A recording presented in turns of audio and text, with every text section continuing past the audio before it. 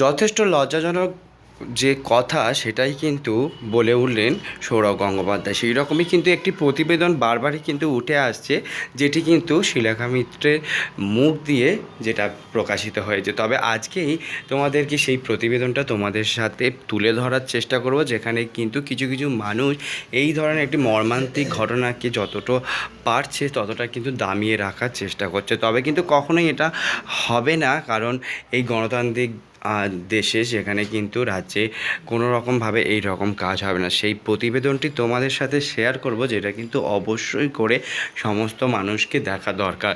তাহলে চলো কি বলেছেন এক্স্যাক্টলি সেটাই তোমাদেরকে জানাবো। প্রথমেই বেসিক্যালি তোমাদেরকে জানাই যে আরজিকর কাণ্ড শুরু থেকেই কিন্তু সৌরভ শিলেখা মিত্র এবং বিভিন্ন ভিডিওতেও কিন্তু আমরা দেখেছি, যেখানে কিন্তু ওনাকে প্রোটেস্ট করা যে কথাগুলো, প্রোটেস্টের ভিডিও এবং প্রোটেস্ট করা নিয়ে কিন্তু অনেক রকম কথাও তিনি তুলেছেন। ঘটনার প্রতিবাদে সাধারণের সঙ্গে পা মিলিয়ে কিন্তু নেমেছিলেন অভিনেত্রী, এমনকি মুখ্যমন্ত্রীর উদ্দেশ্যেও কিন্তু তিনি বিভিন্ন মন্তব্য করেছেন। অবশ্য করবেই না কেন, আজকে সারা দেশ বলুন রাজ্যের বলুন মানুষ কিন্তু তারই এই ধরনের যে ব্যবহারগুলো দেখেই কিন্তু সবাই কিন্তু কটাক্ষ করছেন। এমনকি বলেছেন যে দাদা সৌরভ গঙ্গোপাধ্যায় আক্রমণ করতেও কিন্তু তিনি ছাড়লেন না।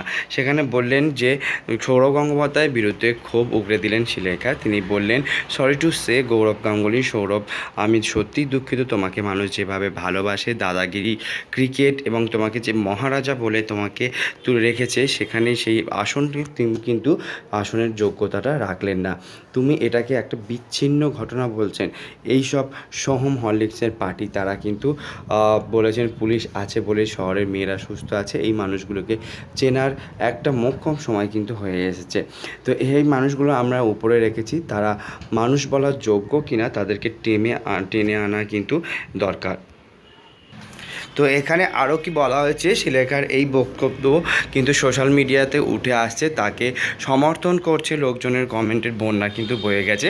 কেউ লিখেছে, তুমি সত্যি সাহসী দিদি, কারোর মন্তব্যে একদমই ঠিক কথা বলেছো দিদি, কারোর বক্তব্য সৌরভ গাঙ্গুলির মতো স্বার্থপর একটি আত্মব্যক্তিক ব্যক্তি দুটো হয় না। আগে খুব সম্মান করতাম আর করি না, ঠিক কেউ লিখেছেন সৌরভ গাঙ্গুলির মতো।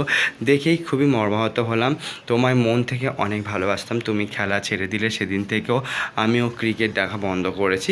তুমি একজন আদর্শ মেয়ের বাবা, তোমার মুখে এই কথাটা শোভা পায় না। যে মেয়েটি এত নির্যাতন সহ্য করে মৃত্যুর কোলেও ঠলে পড়লো, তারই জন্য একটুও কষ্ট হলো না তোমার? এমনই অজস্র মন্তব্য কিন্তু উঠে এসেছে।